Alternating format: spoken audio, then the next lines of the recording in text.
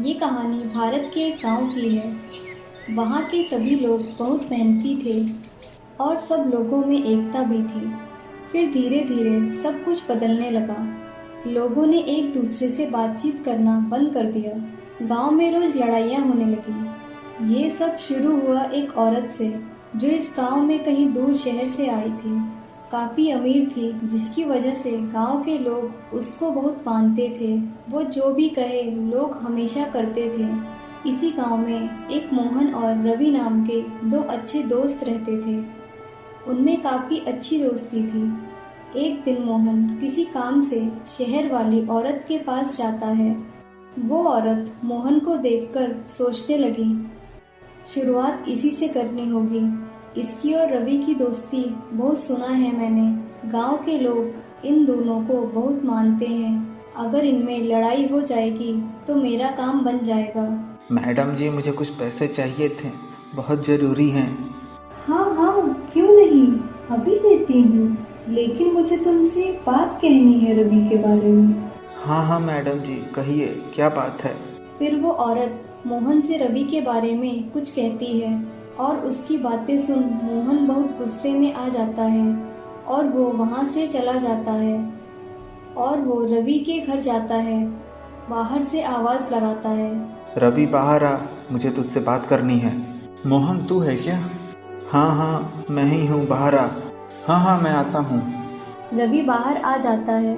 क्या बात है मोहन, बहुत गुस्से में लग रहा है, क्या बात हो गई? बहुत अच्छी दोस्ती निभाई तूने। आज के बाद तेरे और मेरे बीच में कुछ भी नहीं है। आज के बाद मुझसे बात करने की हिम्मत मत करना। क्या हुआ, तू ऐसे क्यों बोल रहा है? कुछ बात हो गया है क्या? तो बता मुझे, हम मिलकर ठीक कर लेंगे। कोई ज़रूरत नहीं है, अब से तुम मेरा दोस्त नहीं है। इतना बोल के मोहन वहाँ से चला जाता है और पास के लोग रवि को गुस्से से देखने लगते हैं। लगता है इसने मोहन को धोखा दिया है, तभी तो इतनी अच्छी दोस्ती पल भर में ख़त्म हो गई। सही कह रहे हो, कितनी गहरी दोस्ती थी इनकी, एक झटके में सब खत्म। इसीलिए दोस्ती वोस्ती ये सब दिखाने के लिए होता है। अपने काम से काम रखो और क्या। धीरे धीरे शाम हो गई। रवि उदास होकर घर के बाहर बैठा था। थोड़ी देर बाद उसकी पत्नी वहाँ आती है। क्या बात हो गई है, आप बहुत उदास हैं। मोहन आया था। हाँ, तो आप लोगों में कुछ बात हो गई है क्या? पता नहीं, मोहन कुछ अच्छे से नहीं बोला। उसने तो पूरी बात भी नहीं बताई कि हुआ क्या और मैंने क्या किया। कोई बात नहीं, आप उदास मत होइए, सब ठीक हो जाएगा।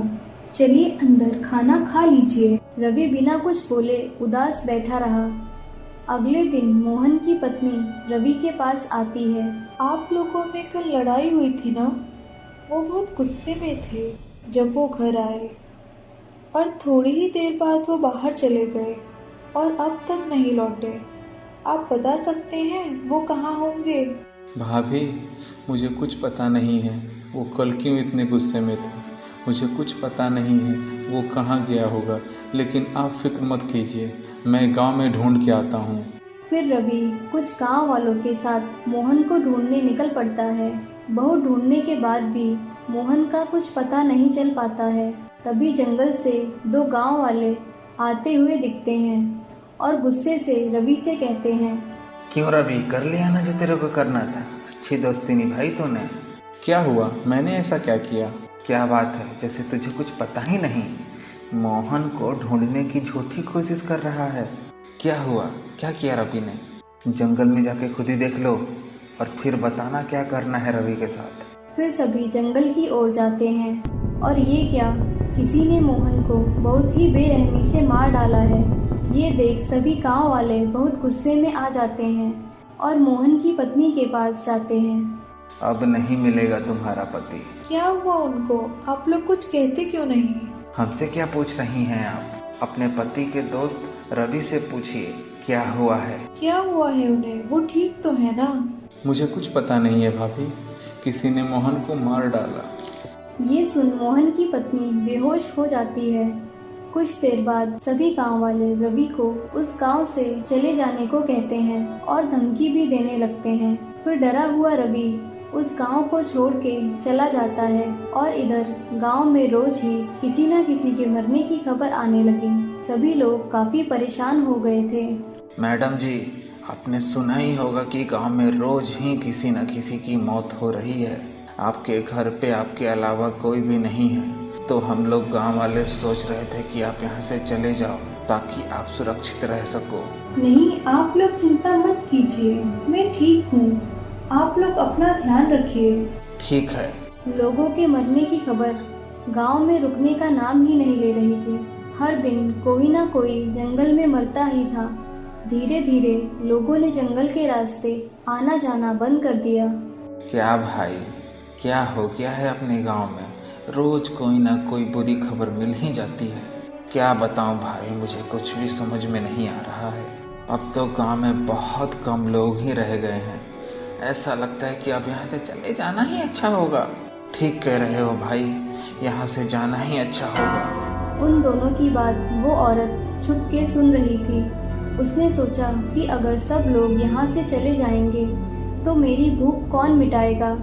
मुझे कुछ ना कुछ करना होगा। फिर उसने एक तरकीब निकाली। अगले दिन उसने लोगों से बात की। गांव वालों, मैं बहुत ही दुखी हूँ। जिस प्रकार गांव में रोज हत्याएं हो रही हैं, इसलिए मैं आपसे कहना चाहती हूँ कि मैं जिस शहर से आई हूँ वहाँ पे मेरी एक फैक्ट्री है और कुछ लोगों की जरूरत है वहाँ। तो मैं चाहती हूँ कि आप में से कुछ लोगों को वहाँ नौकरी दे दूँ ताकि आप लोग खुशी से रह सकें। और मैं कोशिश करूँगी कि धीरे धीरे आप सबको इस गाँव से निकाल दूँ ताकि हर कोई सुरक्षित रह सके। मैडम जी, आपने बहुत अच्छी बात कही। हम सब आपकी बातों से सहमत हैं। तो फिर ठीक है, मैं कल से ही आप लोगों को शहर ले जाना चालू करती हूँ। ठीक है मैडम जी। अगले दिन से वो औरत अपने साथ कुछ गांव वालों को जंगल के रास्ते ले जाने लगी। कुछ दिनों बाद गांव बिल्कुल खाली हो गया और इधर दूसरे गांव में रवि अपनी पत्नी के साथ रह रहा था। तभी एक दिन रवि को लगा कि पता नहीं मेरे गांव के लोग कैसे होंगे। बहुत मन कर रहा है गांव में जाने का। शाम हुई।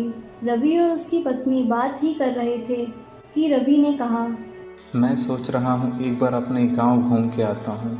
बहुत मन कर रहा है। नहीं नहीं, आप मत जाइए। वैसे ही हम बहुत मुश्किल से बच के आए थे वहाँ से। मैं नहीं चाहती आप फिर वहाँ जाएं। तुम ठीक कह रही हो, लेकिन मैं अपना ध्यान रख लूँगा। बहुत मन हो रहा है वहाँ जाने का। ठीक है, फिर मैं भी आपके साथ चलूँगी। ठीक है, चलो फिर सुबह में निकलते हैं। अगली सुबह रवि और उसकी पत्नी गांव के लिए निकलते हैं। दोपहर तक वो गांव में पहुंच जाते हैं। तुम्हें अभी तक कोई दिखा? नहीं जी, मुझे तो कोई नहीं दिखा और मुझे कुछ ठीक भी नहीं लग रहा है। तुम सही कह रही हो, लगता है कुछ हुआ है यहाँ पे। चलो आगे जाकर देखते हैं। नहीं, अब हमें यहाँ से फौरन ही निकलना चाहिए। मुझे कुछ भी ठीक नहीं लग रहा है। तुम बहुत डरती हो, चलो थोड़ा ही आगे चलते हैं। नहीं नहीं, एक कदम भी आगे नहीं चलिए।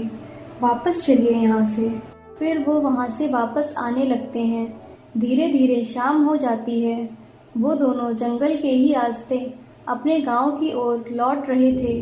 तभी रवि की पत्नी की नज़र दूर एक चुड़ैल पर पड़ती है।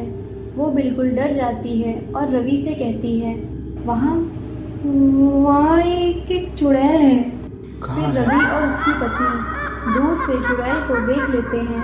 ये देख रवि भी बहुत डर जाता है। हमें हिम्मत से काम लेना चाहिए। चलो चुपचाप से उसके नज़दीक जाकर देखते हैं कि वो कर क्या रही है। लगता है इसी ने मोहन को मारा था। नहीं नहीं, हमें यहाँ से जल्द निकल जाना चाहिए। तुम डरो मत, बस मेरे साथ रहो। फिर वो दोनों चुड़ैल के नज़दीक एक पेड़ के पीछे छिप जाते हैं और देखते हैं कि वो चुड़ैल एक इंसान को खा रही है। दोनों बहुत डरे हुए ये सब देख रहे थे। थोड़ी देर बाद अचानक वो चुड़ैल एक औरत के रूप में बदल जाती है। ये देख रवि और उसकी पत्नी बहुत ही चौंक जाते हैं।